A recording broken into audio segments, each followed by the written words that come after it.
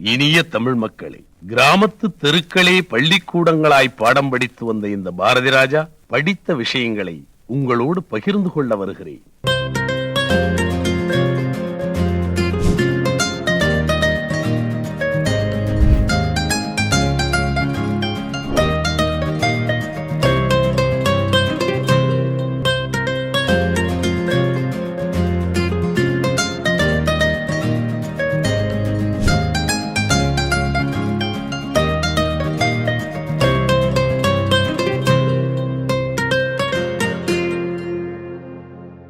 நம்மளோட பாலிய கால நினைவுகளை திரும்பி பார்த்தோன்னா அதில் ஆடியோ கேசட்டுக்கு ரொம்ப பெரிய பங்கு இருக்கும். கால ஓட்டத்தில் தொழில்நுட்ப வளர்ச்சியில் இன்றைக்கி பாட்டு கேட்குறது எல்லாமே உள்ளங்கைக்குள்ளே வந்தாலும் இன்னமும் இந்த கேசட் ரெக்கார்டிங் தொழிலை நம்பி அதை கைவிடாமல் இயங்கிட்டு இருக்காரு சின்ன தம்பி. 7 வருஷம் டெய்லர் வேலை பார்த்துட்டு இருந்தேன். அந்த டெய்லர் வேலை பார்க்கும்போது ரெக்கார்டு வாங்கி அப்போ இருக்க சூழ்நிலையில் டைம் பாஸ்க்காண்டி ரெக்கார்டு வாங்கி பாட்டு கேட்டுட்டு இருந்தேன்.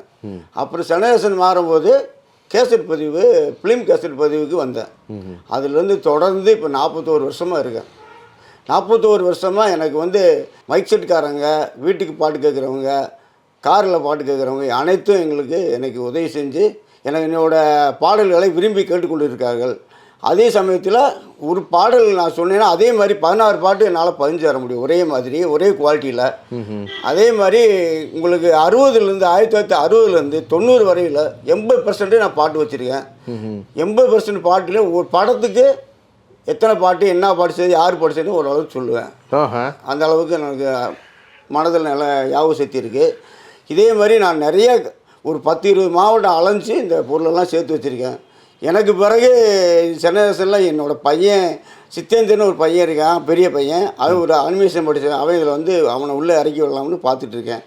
அவனும் கொஞ்சம் விவரமான ஆள். இந்த ஆடியோ எனக்கு டெய்லி காலையிலேருந்து நைட்டு வரையும் எப்படி ஆடியோ ரெக்கார்டிங் பண்ணி ஒரு 10-15 மாவட்டம் மைசூட்டுக்காரங்களுக்கு சீடியாக மாற்றி கொடுத்துட்ருக்கேன். நிறைய அதிகமான உழைச்சிருக்கேன். உழைச்சி இந்த இதெல்லாம் சேர்த்து வச்சுருக்கேன். இந்த பொருள் இன்றைக்கி அன்னைக்கு வாங்கும்போது பணம் இல்லை, பொருள் கிடச்சி. இன்றைக்கி வாங்கும்போது பணம் இருக்குது, பொருள் கிடைக்க மாட்டுது. அதனால் அதை சேகரித்து வச்சுருக்கேன். இது ஒரு பொக்கிஷமாக வச்சுருக்கேன். எல்லோரும் இதை வர பார்க்குறவங்களாம் ரொம்ப விரும்புகிறாங்க. பார்த்தவங்களாம் என்னை கையெடுத்து கும்பிட்றாங்க. அந்த அளவுக்கு இந்த பொருளை பார்த்தோன்னே அவங்க அதிசயமாக பார்க்குறாங்க. நிறையா பொருள் இன்னும் சேர்த்து வச்சுருக்கேன் பொருள். அதே மாதிரி ரெக்கார்டிங்கும் தமிழ்நாட்டில் நம்பர் 1 ரெக்கார்டிங்காக பண்ணித்தரேன். இல்லை, இப்போல்லாம் ரெக்கார்டிங் சென்டரே கிடையாது. இருந்தாலும் உங்களுக்கு இந்த பென்ட்ரைவு, லேப்டாப்பு இதெல்லாம் வந்த பிறகு இதோட குவாலிட்டியெல்லாம் மாறிடுச்சு.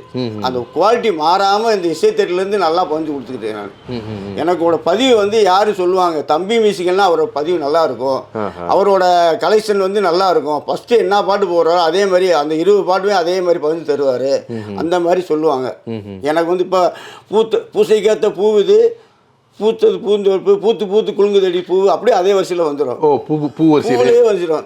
அதே மான்னா மானிலே வரும். இங்கே பாருங்க, மானிலே ஒரு 10 பாட்டு சொல்லுங்க. பொன்மானே சங்கீதம் பாட, பெண்மானே சங்கீதம் பாடிவா, பொன்மானே கோவம் வேணும், பெண்மானே பெண்மானே அடி மாடி வீட்டு மானே, இப்படி வரிசையாக மானிலே வரும். அதே மாதிரி முத்துல வரும். முத்துமணி மாலை, முத்து நான் கண்ட முத்துமணி முத்து நகையே முழு நிலவே, இப்படி வரிசையாக வரும். அதே மாதிரி என்னால் அன்னைக்கு இருந்து இந்த கேசட் காலத்துலேருந்து இப்படி பதிஞ்சிட்டு வர்றேன். அதே மாதிரி கேட்டாங்கன்னா ஒரு நைட்டில் 1 மணி கூட ஃபோன் பண்ணி கேட்டாங்கன்னா இந்த பாட்டு என்ன படம் கேட்டால் சொல்லுவேன். தன்னோட வீடு முழுக்க கேசட்டுகளாலையும் பழைய ரெக்கார்டுகளாலும் நிறச்சி வச்சிருக்காரு. கிட்டத்தட்ட ஒரு மியூசியமாகவே மாற்றி வச்சிருக்காரு சின்ன தம்பி அண்ணன். 1982 டெய்லராக தன்னோட வாழ்க்கையை ஆரம்பித்த சின்ன தம்பி பாடல்கள் மேல் இருந்த காதலில் ரெக்கார்டிங் சென்டர் நோக்கி நகர்ந்துருக்காரு. தேனியை சுற்றி இருக்கிற கிராமங்களுக்கு சின்னத்தம்பி ஆடியோஸ்னால் ரொம்ப பெரிய பேர். அதுக்கு காரணம் நல்ல சவுண்ட் குவாலிட்டியில் பாட்டு பதிஞ்சு கொடுப்பாரு அப்படிங்கிறது தான். இந்த குவாலிட்டிக்காக மதுரை, ராம்நாடு, ஏன் மலேசியாவில் இருந்தெல்லாம் கேசட்டை தேடி கண்டுபிடிச்சி வாங்கி வந்திருக்காரு. எனக்கு டெய்லர் வேலை பார்த்துக்கிருக்கும் போது அதில் ஒரு அந்த ஒரு இனிமை இதில் இருக்க இனிமை அதில் வரல. அதனால் அதே மாதிரி டெய்லர் காலத்தில் ரொம்ப லோ பட்ஜெட்டில் தான் வருமானம் வந்துச்சு. அப்போ இசைக்கு வரும்போது கொஞ்சம் கூடுதலான வருமானம் வந்துச்சு. அதை வச்சு அப்படியே இதுக்கு வந்துட்டேன். இன்னமும் டெய்லர் வேலை செய்ய சொன்னால் செஞ்சிருவேன். அந்த அளவுக்கு மெமரி பவர் இருக்குது. இந்த இவ்வளோ ரெக்கார்டிங் கேசட்ஸ்லாம் எங்கே வாங்கிட்டு வருவீங்க, எங்கே வருவீங்க? ஒவ்வொரு மாவட்டமும் 2 வீலரில் போய் அலைஞ்சு, 2 வீலரும் இங்கேருந்து கமுதி, ராமநாடு, சேலம், ஈரோடு எல்லா ஊர்லேயும் 2 வீலர்லாம் போய் அலைஞ்சு வாங்கிட்டு சேர்த்து வச்சுருக்கேன். இல்லை எப்படி இந்த தகவல் தெரியுங்க இது இருக்கு இங்கே இது இருக்கு? அவர் ஒவ்வொருத்தரும் மைசெட்டுக்காரவங்க போய் கேட்டால் இருக்குன்னு சொல்லுவாங்க, இல்லைன்னா ஒருத்தர் இருக்கு வாங்கன்னு சொல்லுவாங்க. நைட்டு 1 மணிக்கு ரெக்கார்டு இருக்குன்னு சொன்னால் உடனே கிளம்பி போய் வண்டி எடுத்துகிட்டு போய் முடியக்காலம் வாங்கிட்டு வந்துடுவேன். இதே மாதிரி வாங்கி சேர்த்து வச்சது. ஆமாம், இல்லை சின்ன ரெக்கார்டு, பெரிய ரெக்கார்டு, அரக்கு record, English record, Hindi record எல்லாமே வச்சிருக்கேன். ஓரளவுக்கு இந்த ரெக்கார்டிங் கேசட்ஸ் இருக்கு, இதை ப்ளே பண்றதுக்கு இது வேணும் இல்லையா? எல்லாமே வச்சிருக்கேன் நான். எல்லாம் வச்சிருக்கீங்க. அதுக்கான நீடில் ஃபாரின்லேருந்து வாங்கி வச்சிருக்கேன். எல்லா நீடியில் என்னோட ரெக்கார்டிங் இருக்குன்னு சொல்லியும் போகிற மாதிரி நீடியெல்லாம் சேர்த்து வச்சிருக்கேன். இப்போ ஏதாவது சின்ன பொருள் டேமேஜ் ஆச்சுன்னா கூட ரிப்பேர் பண்ணுறதுக்கு நானும் ஒரு மெக்கானிக்கு ஓரளவுக்கு நானே சொந்தமாக ஒரு 90% ரெக்கார்டிங் பண்ணிடுவேன். ரிப்பேர் பண்ணி ஓட்டிடுவேன். நான் இதுவரையிலும் யார்ட்டையும் பெரிய மெக்கானிக்கு போனதில்லை. அனுபவத்திலே மெக்கானிக் அனுபவத்திலே ஓட்டிட்டு இருக்கேன். என்கிட்ட தான் நிறைய பேர் ரிப்பேர் பண்ணால் கொண்டு வருவாங்க. முன்னாடிலாம் எவ்வளோ வாங்குவீங்க ரெக்கார்டிங் பண்ணுறதுக்கு? ரெக்கார்டிங் பண்ணும்போது வந்து 7 ரூபாய்க்கு ஆரம்பிச்சோம். எப்போ 82 83 7 ரூபா கேசட்டுக்கு, ஃபிலிம் கேசட்டுக்கு. அப்புறம் அதே கூடி 30-40 ரூபா அதில் வந்துருச்சு. கடைசியில் நான் ஃபிலிம் கேசட் நிற்கும் போது 150 ரூபா கேசட்டோட. HF 90 150 ரூபா. 9 பாட்டு கிட்ட 18 பாட்டு வரும். 18 பாட்டு 10 பாட்டு வரும். அப்படி வரும்ல உங்களுக்கு, அதே மாதிரி வந்துடும். 60னா 10 பாட்டு வரும். 90னா 20 பாட்டு வரும். பழைய பாட்டுனா 24 பாட்டு வரும். 90ல 24 3 நிமிஷம் தான் வரும் பாட்டு. இந்த புது பாட்டுனா 5 நிமிஷம் வரும், 4 நிமிஷம் வரும். இப்போ எல்லாம் வந்து சிடியில் வந்து 16 பாட்டு தான் பதிஞ்சு கொடுக்குறேன். 16 பாட்டு 150 ரூபாய்க்கு பதிஞ்சு கொடுக்குறேன். அந்த 16 வந்து ட்ராக் மாதிரி ஒரே குவாலிட்டியாக இருக்கும். ஃபஸ்ட்டு என்ன குவாலிட்டியில் வருதோ அதே மாதிரி இருக்குது. என்கிட்ட வந்து மைக் செட்டுக்காரங்க மட்டும் தான் பதிவாங்க. பெரிய பெரிய மைக் செட்டுக்காரங்களாம் அவங்க மைக் செட்டில் வந்து போடுறதுக்கு நம்மளுக்கு நல்லா இருக்கும், குவாலிட்டியாக இருக்கும். அந்த பாட்டு சொல்லிடுவாங்க. ஒரு பாட்டு சொன்னால் அதே மாதிரி 16 பாட்டு போட்டுருவேன், அவங்க கொடுத்து விட்டுருவேன். அதே மாதிரி பக்தி பாட்டு, பழைய பாடல்கள். இப்போ வந்து குறவன் குறைச்சி பாட்டுனா குறவன் குறைச்சி பாட்டியாக பதிஞ்சிடும். நாட்டுக்குள்ளே பழைய பிளேலிஸ்ட் அதே மாதிரி வந்துடும். அதே மாதிரி லேடிஸ் வாய்ஸ்னா லேடிஸ் வாய்ஸில் இப்போ கிராமத்து பாணியில் படிச்சுட்டு போகிற மாதிரி பாட்டுனா கிராமத்து பாணி பாட்டாக பதிஞ்சிடும். எவ்வளோ டென்ஷன் ஆனாலும் 4 பாட்டு கேட்ட பிறகு அந்த டென்ஷன் இதெல்லாம் மாறிடும். மற்ற எதுலையுமே அந்த மாதிரி மாறாது. இசை வந்து நான் வந்து எந்த கெட்ட பழக்கமும் இல்லாதவன். பீடி சிகரெட்டு தண்ணி இதுவரையிலும் அடிச்சதே இல்லை. ஆனால் ரெக்கார்டு இருக்குன்னு சொன்னால் உடனே கிளம்பிடுவேன். எங்கேனாலும் வாங்கிட்டு என்கிட்ட இருக்க ரெக்கார்டாக இருந்தாலும் வாங்கிட்டு வந்து வச்சுருவேன். அதே எனக்கு வந்துச்சு. இதை வச்சு தான் நான் பையங்களை ஒருத்தர் இன்ஜினியர் வாத்தியார் படிக்க வச்சு அவங்களுக்கு மேரேஜ் பண்ணி வச்சுருக்கேன். இந்த செல்ஃபில் இப்போ எடுத்து வச்சது இந்த ஒரு 5 நாள் ஆகுது. அது பிறகு ஒரு இன்னும் ஃபுல்லாகவே ஹாலில் இங்கே வைக்கணும்னு சொல்லி ரெடி பண்ணிட்டு இருக்கேன். அதனால எல்லாம் வச்ச பிறகு வந்தோம்னா இன்னும் நிறையா இருக்குது. இன்னும் நிறையா பொருள் இருக்குது. நீங்கள் அடுத்த தடவை வர வேண்டியிருக்கு. சின்ன நீடிலேருந்து அது பெரிய நீடில் வரல எல்லாமே இருக்குது. அது எப்படி வந்துச்சு, இதை எப்படி யூஸ் பண்ணணும் எல்லாத்துக்குமே நான் அடுத்த தடவை காமிப்பேன். உங்கள் வீட்டில் பாதியில் உங்கள் வீடு ஃபுல்லாகவே ஃபுல்லாக இருக்குது. வீட்டில் எப்படி பார்க்குறாங்க? வீட்டில் வந்து எல்லா வீட்லையும் இருக்கிற மாதிரி தான் எனக்கு. ஆனால் பசங்க 2 பேரும் நல்லா பார்ப்பானுங்க. எனக்கு வீட்டில் இருக்கவங்க கூட வெளியே இருக்கவங்க என்னைய இன்க்ரீஸ் பண்ணது தான் அதிகம். இன்னும் பண்ணு, இன்னும் நல்லா பண்ணு, இன்னும் நல்லா குவாலிட்டி எடு, நல்லா பண்ணி கொடு. நீ ஒரு ஆள் தான். நீ ரொம்ப நாள் போய் தேனி மாவட்டத்தில் 680 மியூசிக்கல் இருந்துச்சு. இப்போ நான் மட்டும் தான் இருக்கேன் தேனி மாவட்டத்தில் ரெக்கார்டு போட்டு பதிக்கிறது. இப்போ தேனி, திண்டுக்கல், மதுரை 3 மாவட்டத்தில் ரெக்கார்டு போட்டு பதிஞ்சு கொடுக்குற டைரக்டாக பதிஞ்சு கொடுக்க ஆள் இல்லை. அப்படியே அவங்க பதிஞ்சாலும் இந்த குவாலிட்டிகிட்ட வரமாட்டாங்க.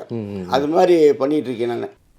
நிலாவை பூமிக்கு வரச் சொல்லித்தான் காதலர்கள் காலகாலமாக கடிதம் போட்டுக் கொண்டிருந்தார்கள். அவர்களுக்கெல்லாம் கட்டுப்படாத பட்டு நிலாவை இவர்கள் எப்படி உள்ளங்கையில் வந்து உட்கார வைத்து விட்டார்கள்? ஓ, காதல் விளையாட்டில் நிலா கூட ஒரு பொம்மையாகி விடுகிறதா? இன்னும் நிறைய பேர் வந்து ரெக்கார்டு கேட்டு தான் வர்றாங்க. ரெக்கார்டு கொடுக்கணும்னு வர மாட்டாங்க. எனக்கு ஒரு 50 ரெக்கார்டு கொடு, 100 ரெக்கார்டு கொடு, பூரா ரெக்கார்டு கூட கொடுன்னு கேட்குறாங்க. இவ்வளோ ரெக்கார்டு நான் கொடுத்துட்டா அது வாங்க முடியாது, அது ரொம்ப கஷ்டம். முந்தியெல்லாம் வந்து ஈஸியாக வாங்கலாம், இப்போ வாங்க முடியாதுன்னு சொல்லி இந்த ரெக்கார்ட்ஸ் எல்லாம் ரொம்ப பாதுகாப்பாக வச்சுருக்கேன். ஆயிரக்கணக்கில் சேர்த்து வச்ச இந்த கேசட் எல்லாம் வறுமை காலகட்டத்தில் விற்கவும் செஞ்சுருக்காரு.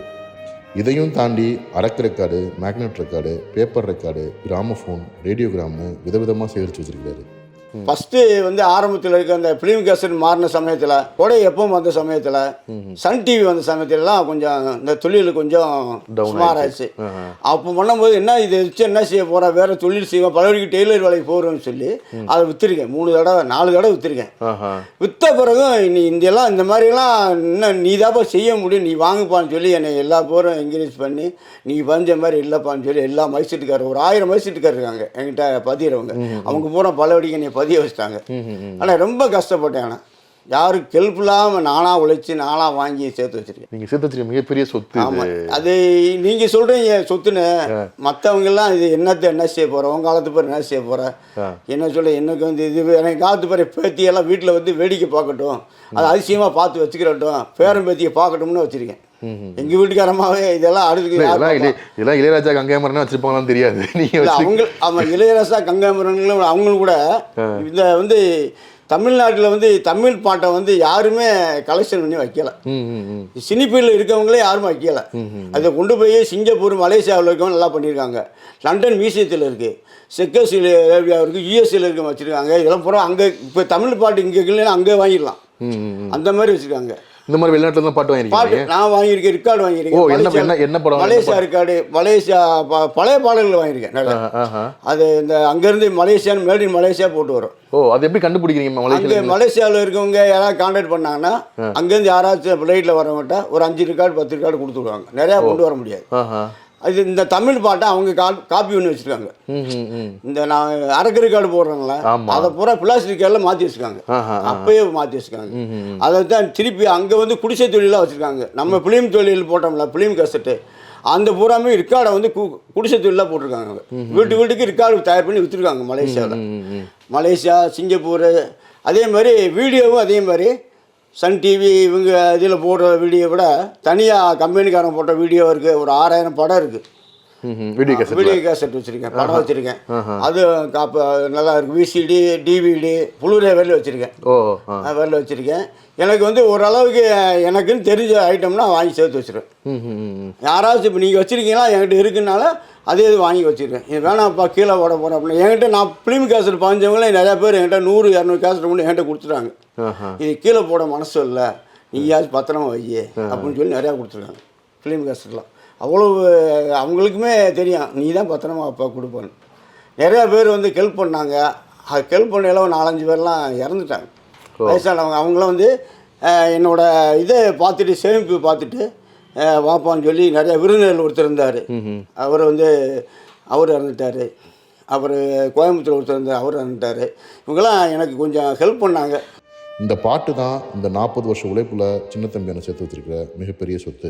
ரேடியோ இருக்கு, பெட்டேப் இருக்கு. பெட்டேப் இது வந்து ஃபாரின்லேருந்து வந்து ஜெர்மன், மேட் இன் ஜெர்மன் உள்ளது. ஓகே. இது வெளியாகி வந்து 80 வருஷம் ஆகும். ஆமாம், இது இன்னைக்கு விலை 1 லட்ச ரூபா போகும். இதில் அந்த விஐபி எல்லாம் வந்து இதில் வீட்டில் பாட்டு கேட்பாங்க. விஐபி ஜமீனில் இருக்கும், மற்றவங்க வீட்டில் இது இருக்காது. அப்பயே அவங்க வாங்கி அங்கேருந்து கப்பலில் இப்படியே தான் செஞ்சு வரும். இப்போ இருக்க ஆசாரியோடு செய்ய மாட்டாங்க. 80 வருஷத்துக்கு மேலே ஆசாரி எப்படி செஞ்சுருக்காங்க பார்த்தீங்களா, அவ்வளோதான் செஞ்சுருக்காங்க. 80 வருஷத்துக்கு மேலே வந்தது. இது மாதிரி 4 வச்சுருக்கேன். இது மாதிரி 4 இருக்கு. இது ஒர்க்கிங் எடிஷன் இருக்கு. அதே மாதிரி இந்த ரெக்கார்டு சின்ன ரெக்கார்டு ஒரிஜினல் கவரோட இருக்கு. இந்த மாதிரி ரெக்கார்டெல்லாம் வந்து பெரும்பாலும் வந்து பெரிய பேர் தெரியாத படங்கள். இதெல்லாம் பேர் தெரியாத படங்கள். சங்கர் கணேஷ், ருசிகண்ட பூனை, இதெல்லாம் பெரும்பாலும் கொஞ்சம் பேர் ரேராக கிடைக்கிற கலெக்ஷன்கள். இந்த மாதிரி கலெக்ஷன்லாம் நிறைய வச்சிருக்கேன். அதை விட ரகசியம் 24 மணி நேரம் தெரியும், அது தெரியும். இந்த நிறைய படங்கள் தெரியாத படங்கள் நிறைய வச்சிருக்கேன். இந்த ரெக்கார்டிங்கே சைஸாக இருக்குங்களா, பெருசு சிறுசுன்னு இருக்குங்களா? அது சின்னது. ஆமாம். இது பேர் இபி அதை விட ரகசியம். ஆமாம், இதெல்லாம் பாருங்க, நீதியின் நிழல். இதெல்லாம் பெரும்பாலும் கிடைக்காது. இந்த மாதிரி கலெக்ஷன் இருக்குது, நிறையா வச்சுருக்கேன். இந்த மாதிரி இன்னும் நிறையா படங்கள் இருக்குது. இதில் இந்த மாதிரி படங்களில் ஒரு 3000 ரெக்கார்டு ஒரிஜினல் படத்தோடு வச்சுருக்கேன். சின்ன ரெக்கார்டு. பெரிய ரெக்கார்டு வந்து ஒரு 9000 ரெக்கார்டு வச்சுருக்கேன். கங்கைமரனுக்கே ஒரு 10 CD போட்டு அவர் கொடுத்துருக்கேன் நான். அப்படியா? எப்படி? சோமல்லூரி என்னோட ஃப்ரெண்டு. ஜோமல்லூரி இந்த ஊர் தான் அவர். அவர் என்னை கொண்டு போய் அறிமுகப்படுத்தினார். இப்போ வைரமுத்து வந்து அவரோட கலெக்ஷன்லாம் நிறையா விட்டு போன படங்கள்லாம் சோமல்லூரிட்டு சொல்லி விட்டுருக்காரு. அவர் தென்றல் தொடாத மலர் நிறைய படங்கள் வந்து அவருக்கு ரெக்கார்டு அவர்கிட்ட இல்லை, பாட்டு இல்லை, அதெல்லாம் கேட்டிருக்காரு. இல்லாத பாட்டு இருக்கு, பாட்டு ரெக்கார்டு இருக்கு. சீடியை கொண்டு போய் கங்காமன்ட்ட கொடுத்தோன்னே என்னைய கையெழுத்து கும்பிட்றாரு. எனக்கு சார் என்ன சார், இசைத்துறையில் இருக்கவங்க அனைவருக்கும் இறைவன் அனுக்கிறோம் இல்லைன்னா இருக்க முடியாதுப்பா, உனக்கு இறைவன் இருக்கப்பா, நீ இன்னும் நல்லா பண்ணப்பான்னு சொன்னார். எனக்கு ரொம்ப ரசித்து கேட்ட பாட்டு வந்து பழைய பாடல்களில் வந்து ஒளிமயமான எதிர்காலம். அந்த பாட்டை கேட்கும்போது என்ன நல்லா எனக்கு வந்து நம்மளோட வாழ்க்கையில் எதிர்காலம் தோன்றது அப்படியே நமக்கு மனசில் வரும். அதே மாதிரி இவ்வளவு பாடல் கேட்டிருக்கீங்க. இப்போ வர பாடல்லாம் கேட்குறீங்களா? அதெல்லாம் வர பாட்டு கேட்க முடியல. என்ன ஒரு மல்லிகைப்பூ வச்சு வச்சு வாடுன்னு ஒரு பாட்டு கேட்போம், அது அன்னைக்கே மறந்துடும். அதுக்கு பிறகு வர பாடெல்லாம் ஞாபகம் இருக்கு. எனக்கு 90 பிறகு வந்த பாட்டுக்கு அதிகமாக ஞாபகம் வராது. அது பிறகு யார் சொன்னாதே ஞாபகம் வரும். 90க்குள்ளே வந்த பாட்டு போகிறவங்க நிறையா இருக்கும். இப்போ இளையராசா பாட்டுன்னா இளையராசா பாடம் ஈஸியாக கண்டுபிடிச்சிருவேன்.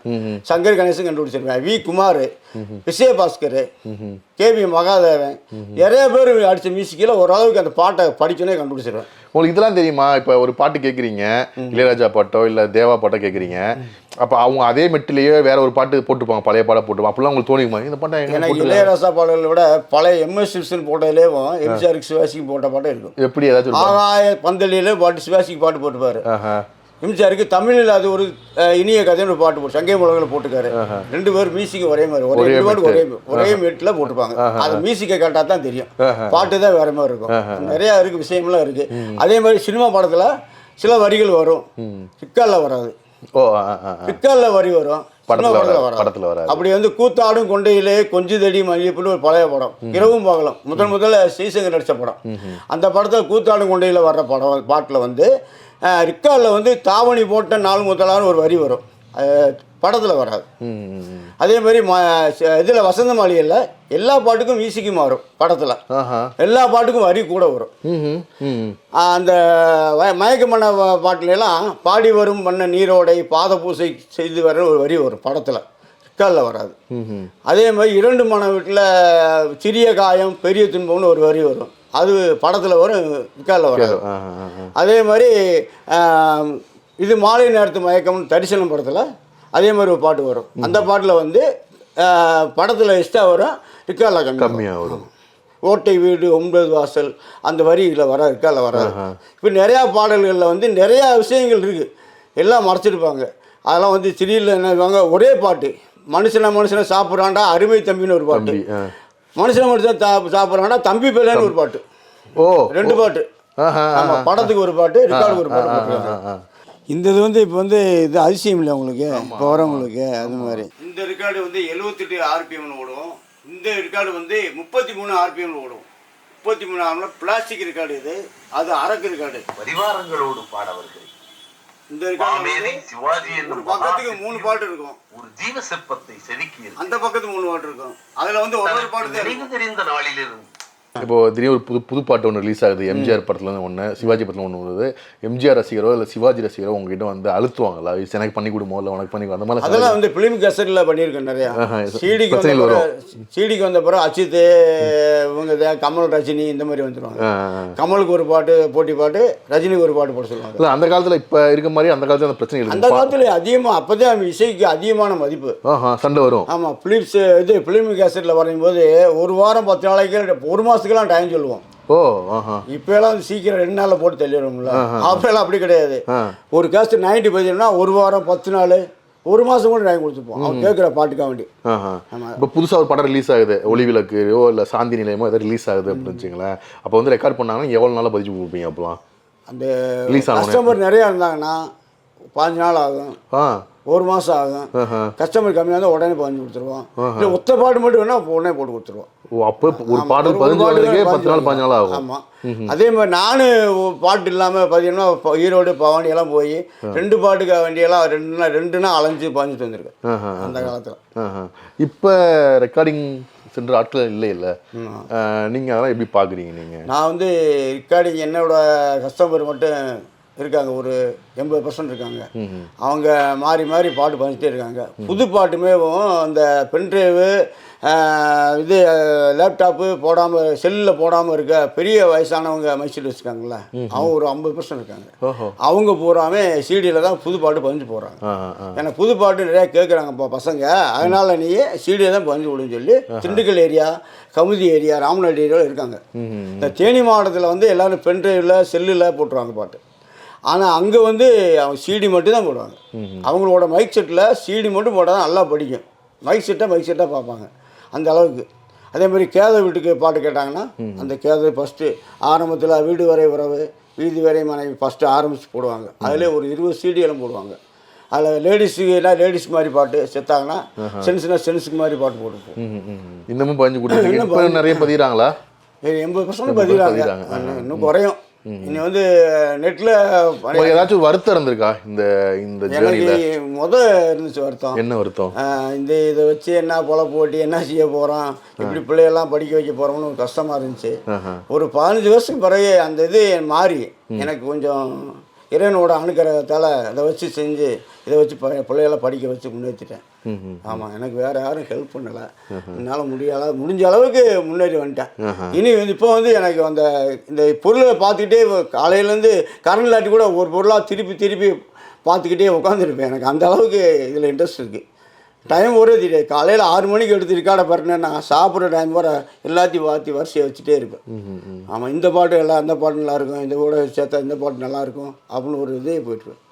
எனக்கு அதே மாதிரி டிஎம்எஸ் பாட்டு வரிசையாக போடுவோம், சுசிலா பாட்டாக வரிசையாக போடுவோம், அதில் லேடிஸு தனியாக போடுவோம், சென்ஸு தனியாக போடுவோம். எல்லாமே நம்மளுக்கு ஒரு பாட்டு தான் சொல்லுவாங்க என்கிட்ட. மற்றவங்கள்ட்ட போய் லிஸ்ட்டு ஃபுல்லாக கொடுத்தா தான் பதிவாங்க. என்கிட்ட ஃபோனில் ஒரு பாட்டு சொல்லிடுவாங்க, போட்டு நான் கொரியரில் அனுப்பி விட்ருவேன்.